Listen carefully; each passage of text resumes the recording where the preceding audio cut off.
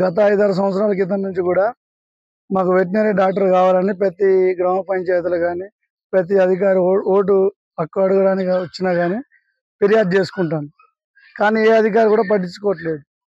ఇప్పుడు ఆయుట పడంగానే పచ్చగడ్డి ఉంటుంది. పచ్చగడ్డి తినమంటే గొంతు వ్యాపి వ్యాధి కానీ ఇతర వగేర రోగాలు ఏ వచ్చినా కానీ ఏ అధికారి కంప్లైంట్ చేసినా పట్టించుకోవట్లేదు. మేము ఇక్కడ నుంచి పశువులు తీసుకొని ప్రైవేట్కి పోవాలంటే వీళ్ళు పశువులు ఆటోమేటిక్గా రోగం మించిపోయి చనిపోతాయి. ఇప్పుడు 5-6 సంవత్సరాల నుంచి కంప్లీట్ ఇస్తాను. మాకు గ్రామానికి పశువుల హాస్పిటల్ కావాలని కోరుకుంటాను. కానీ ఏ అధికారి అయినా వస్తాడు, ఓట్ల గురించి అడుగుతాడు, వెళ్ళిపోతాడు అంతవరకు.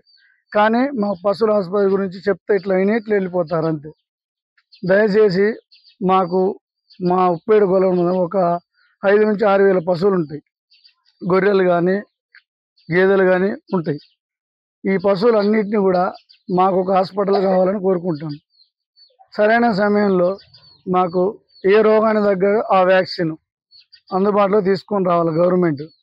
అలాగే మాకు కొత్త హాస్పిటల్ కూడా మా పశువులు ఇన్ని పశువులు ఉన్నదానికి కూడా ఒక హాస్పిటల్ కోరుతూ మేము కావాలని కోరుకుంటాను. గేదెలు ఉన్నాయి, ఒక 10 గేదెలు ఉన్నాయి. కానీ ఏ జబ్బా ఎక్కడ చస్తుందో తెలియదు.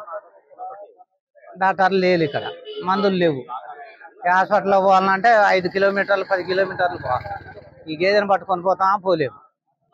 ఎట్లా అట్లా వదిలిపెడతాను, మాకేం తెలియదు.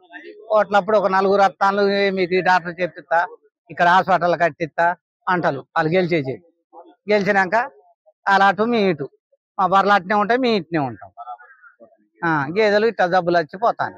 హాస్పిటల్ లేదు, ఒక మాతర్ లేదు, ఒక ఇండిస్ అన్ని ఉన్నాయి. జీవాలు మాకు గొర్రెలు ఉన్నాయి, బర్రెలు ఉన్నాయి, అన్ని ఉన్నాయి. కానీ ఏ గవర్నమెంట్ నుంచి అయితే ఒక ఇంత వచ్చేది లేదు, ఒక ఇండిసిన బుద్ధి. మా ఊళ్ళో మేము మాకు చదువు రాదు, ఏం రాదు. ఏడికి పోయి వాళ్ళని అడుగుతాం.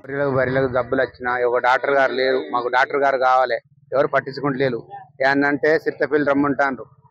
గొర్రెలకు కానీ గేదెలకు కానీ జబ్బులు ఒక 6 ఏళ్ళు దాకా చనిపోయినాయండి. రోగం అసలు అసలు ఒక డాక్టర్ గారు కూడా వస్తలేరు, మమ్మల్ని పట్టించుకుంటలేరు. ఒక నాయకుడు కూడా ఎవరు వస్తలేరు. 6 ఓట్లకి వస్తారు కానీ మమ్మల్ని పట్టించుకుంటారు లేరండి. జబ్బులు ఇలాంటివి వచ్చినా పట్టించుకునే ఒక మనుషులు లేరు, ఒక డాక్టర్ గారు లేరు, ఎవరూ లేరండి. ఒక నాయకుడు పట్టించుకుంటారు.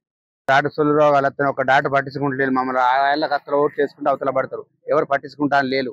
ఆ ఏళ్ళకి వస్తారు సొల్లు రోగాలు. గేదెలు చచ్చిపోయినాయండి, 6 గేదెలు చచ్చిపోయినాయి. ఓట్లకు నాయకులు పట్టించుకుంటలేరు, ఎవరు డాక్టర్ గారు మాకు కావాలి, మాకు ఫసల్ డాక్టర్ గారు కావాలి ఫసల్గా.